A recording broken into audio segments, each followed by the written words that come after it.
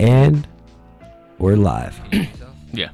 Right. Ladies and gentlemen, we have Scott Millan in the house. Millan.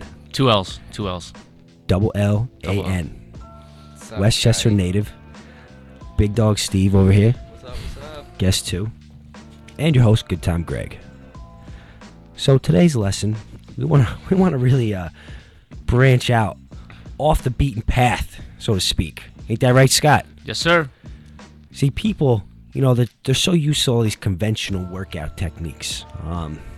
Lifting weights, not even really sweating. And it's so monotonous, mundane. Some might even call it boring, right? But we're about to help people out today. Right, Scotty? Yes. Right, That's Steve? what I'm here for. That's it. So, let's just get cracking here. What is it that you bring to the table as far as personal training? Well, most of the times when you see guys in a gym, they're working out or they're working with a trainer, they're kind of doing the classic, bodybuilding type exercises, or using machines, or just straight bench press, bicep curls, overhead press, things like that.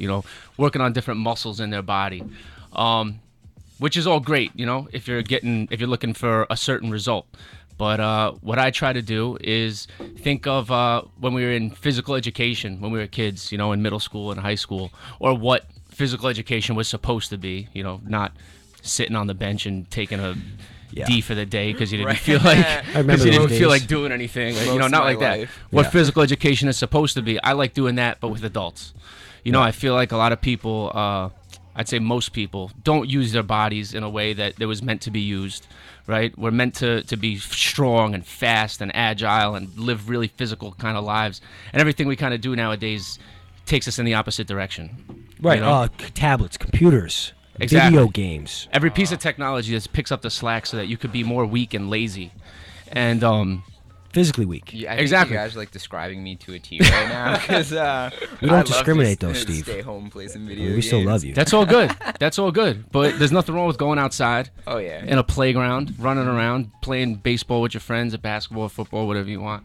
But so all of these things that make our lives so easy can be taken away tomorrow. Right. We're always under the threat of being thrown back in the Stone Age. I don't know how far-fetched of an idea that is, but it could happen, right? I think anything And can happen. you don't Yeah, you want never know. that to be the time when you find out how unfit you are, We've all been in situations where, our level of physical preparedness was responsible for getting us out of that situation. I know Right, I have, whether it was a life or death situation or just, anything you could think of, really. And you don't want that one time that You're something related happens. to your Marine background, I imagine. Yes? Or just anything. Life really. or death situation. I mean, because that doesn't happen. That Well, I happened to mean, you? let's say, actually, it did. Like in the ocean one time, I almost drowned, but Right, because yeah. I have my fight or flight response kicked in, and I was physically fit enough to just keep swimming. Yeah. I made it out alive. Some people might not be able to do that. You don't want that to be the time where you find out how out of shape you are. Right. So that's what I think of when I'm training people. That's great. If they want to do the bodybuilding stuff, that's fine too. But when it's left What up you're to saying me, is there's no practical application behind bodybuilding besides aesthetics. Besides looks, yeah. Looks. So if you're just doing the strictly conventional, working on single muscle kind of weightlifting that most people do, once you're out of the gym, that's useless to you. That's great in the gym. Once Right. you're out of the gym, it's pretty useless. Okay, so a moment ago you mentioned school. How are we going to help these kids, Scott? Because you know what? Let's put it simple. They're fat. These kids are fat. They got fat brains. They're eating cookies. They don't know jack about it. Oh boy. Not just fat, lazy, No, undisciplined. Let's play a little game here. just ruin these kids. I like this. Let's play a little game. So say you're to create a program designed for school systems. Say Okay. they hire you to come in and get these kids fit. How are you going to do it? I would do stuff like play games, fitness-based games, which, I mean, some places do. My best friend is a phys ed teacher, Yeah. and he tries to get that kind of stuff done with the kids he teaches, but Right, yep. a lot of kids just don't want it either. They're lazy. They nowadays you can't tell them do this or you fail, especially in a phys ed class, because Huge problem in school systems nowadays. You can't really You know? Yeah. Well, and also the thing is just like the culture of not taking it seriously, right? It should be just as serious as math or science or social studies or any other class. Right. Agreed. I mean, I have not used anything besides subtraction and addition and some multiplication since I graduated high school. Doing the math Same. with the letters and all that stuff, I don't Same. understand that. Never had to use it in my life, right? It's like I'm algebra, not, right? Or some calculus, something like that. Yeah. Not everyone's going to be a scientist. Not everyone's going to be an engineer where they have to use all that stuff. But every single person has a body that needs to be able to work at top performance. Yep. It needs to be able to survive. It needs to be able to keep you alive, and you're going to be stuck with it for the rest of your life. So you need to be able to learn how to use it and how to take care of it. Which there's a lack thereof these days. Yes, absolutely. Yeah, it didn't used to be like that back in the day. I feel like when I was like in elementary school, it was all about going out, playing dodgeball, playing kickball, getting active. And When Dodgeball's my- very controversial nowadays. My first Right, elementary school, I had of course. one recess. Then I transferred in 5th grade, and I had 2 recesses throughout the day. Oh, that's great. Yeah, it was pretty sweet. Excited Right. about that. Yeah. But our kids these days, I don't know. I don't see the. Well, there's also no they're not allowed to have any kind of competition, right? They're raised to be non-competitive in anything, right? Everyone gets a trophy. And that's all part of this too. Everyone gets a trophy. You can't tell this kid he's gonna fail gym because he doesn't want to participate or because he can't do a couple pull-ups because that would be discriminatory. Or he'd be left out or blah blah blah. Right. But when someone's left behind in math or science, you have no problem failing them and leaving them back. Right. Where it should be just as important as each other. Yeah. So if we backtrack just a little bit, Real at close to the mic, Steve. Thanks, bud. You got it. At what point were you like, the normal isn't work anymore? Like, I want to do things differently. Like, at what point did you make that conscious decision to be like, I want to do things differently because it's not working out anymore? I kind of just got bored. Okay. It was kind of just boring, I mean, if you can imagine, some people get bored just sitting there lifting weights in the mirror for an hour or two a day. Yeah. It's even more boring just Been there, watching done that. someone do that for an hour or two a day, Or when you have like 5 people back to back to back and they just want to sit there and do bicep curls in a mirror for an hour. It's boring. Okay. Yeah. And so I started just making stuff a little more fun. And, it's nothing I made up or invented. It's just making things into maybe like a game or just doing more natural kind of athletic movements, even with people who aren't necessarily athletes, but because to make it fun, it makes the time go by faster. It's less grueling when you're having fun.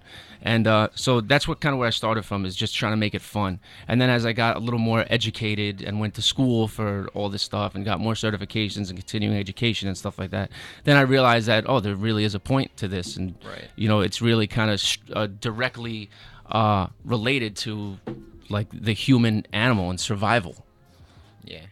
and Survival. everyday life. Things that you do when you're training should be able to transfer over to your life and make you better at your life or your job or your hobby or your sport or whatever. Can Right. you give us like an example of just like one of your favorite kind of exercises? I don't really have a favorite. I like kettlebells a lot. I use kettlebells probably more than the average person, but it's really more so if it's a personal training, right? The whole idea of personal training is that it's personal. Right. So it has to be tailored to whatever the person's lifestyle is like, to their goals, to their body type, to their abilities, to whatever. So let's say you're a construction worker or something like that. You're on your feet all day. You're going down onto your knees, carrying heavy stuff on your back. It's all about making you better at doing that, right? So that's what you bring to the table, like more. I feel like more than most personal trainers. Like, you see a guy like that, he wants to get a little stronger. You're gonna get him better at doing what he does every day. Exactly. Right. Maybe decrease his chances to injure himself. Yeah. Help him out with injuries he already has. Make him able to do more work in less time. Yeah. It's all about that. And then all the looking good and having nice muscles and burning fat, that comes along with it. Yeah. You don't have to do one specific thing to burn fat and build muscle. There's a million different ways to do it. Right. Focusing on function also comes with the aesthetic aspect of it too. Function first, aesthetics second. Exactly. Well, we've all heard that diet plays a big part in all this. What's your take on? Sorry, give it a percentage. Diet and exercise. Give it ratio. Well, diet's huge. How I mean, people say 80%, 70, 80% yeah. diet. Would you agree people with say that? it's 80% diet. Would you agree with that? Depends on the person. I'm not a nutritionist. I'm not a dietitian. So the extent of my ability to give nutrition advice goes to like how many calories or fat or carbs somebody should be eating. Gotcha. And I could do someone's basal metabolic rate, but it's like through it. That's how many calories you burn a day. So if someone says I want to lose X amount of weight, I could say, well, you should probably eat this many calories a day. So that's I don't put people on meal plans or anything like that. Yeah. That's outside of the scope of practice of a trainer, or someone who's just a trainer. So when an exact number, you see guys that eat crap, they eat whatever they want all the time. They eat cheese doodles and orange soda, and they look shredded, and they're huge, and they look shredded. You see guys that have to count every single calorie That's and weigh true? their This is chicken a and real weigh their thing? salad. Yeah, People absolutely. are like that. Like they are naturally. Yeah, it's in better a shape. part of it is genetics. You have guys that for instance, Yeah. no matter how much fat I burn or how much fat I get rid of, all of my fat kind of groups into the same area. Yeah. So I can eat as clean as hell. I can weigh all my salad and my chicken and my peanuts and everything, but Yeah. I'm still always gonna have a little gut right here. It's just the way I'm built. So you have people that kind of stick to a really strict regimented diet, exercise every day, and they still don't get to where they want. And then you have guys that eat nothing but crap or sometimes don't eat at all, and they look amazing. So it's really custom. I like to be on that end of Yeah, the that would be nice. spectrum. That would be nice. Yeah, well, I mean, I guess that's never really been a resolved issue. I've never actually known the truth behind that until right now. I didn't always think that was true about the whole genetics thing. Well, What are you yeah, saying it part is? of like how you distribute your fat on your body, right? Yep. Is largely genetic. Genetic. Yeah. Well, we're going to go to a little break, folks. Next, we're going to get into Scott's military career and Oh. how he started his personal training journey. We'll be right back. We'll be back.